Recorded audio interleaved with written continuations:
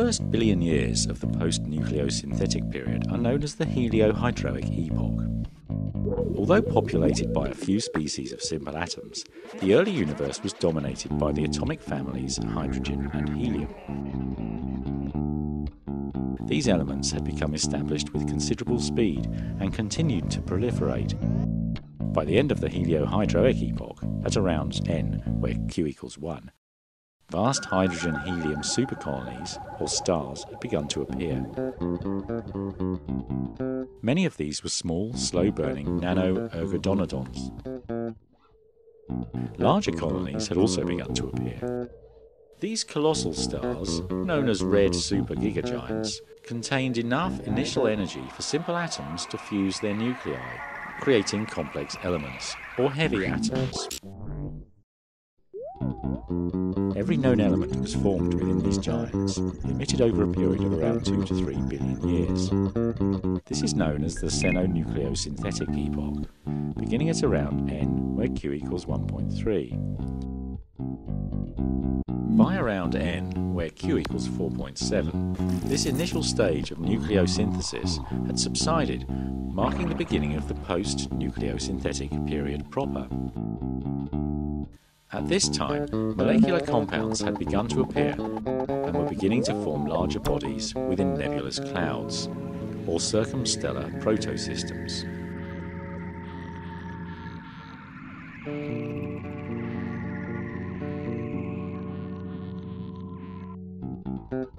Around n, where Q equals 3.3, the earliest immense stars began to collapse, forming the first black holes. A more appropriate name for these phenomena would be God holes, or God-shaped holes. For as a result of their infinite singular nature, they maintain all possible shapes, creating the appearance in space-time of a spheroid. A divine link has also been proven, as their infinitely dense centres distort space-time to such a degree that a rift is formed leading into the 5th, 6th and 7th dimensions. Known as G-space, this domain exists as a transcendental membrane enveloping every point in space-time. Current hypotheses regarding G-space agree that matter entering this dimension through one singularity should be able to re-enter space-time at any point where a similar phenomenon is present. In this case, it would follow that matter entering G-space from one instance of n could exit into another past or future instance of n.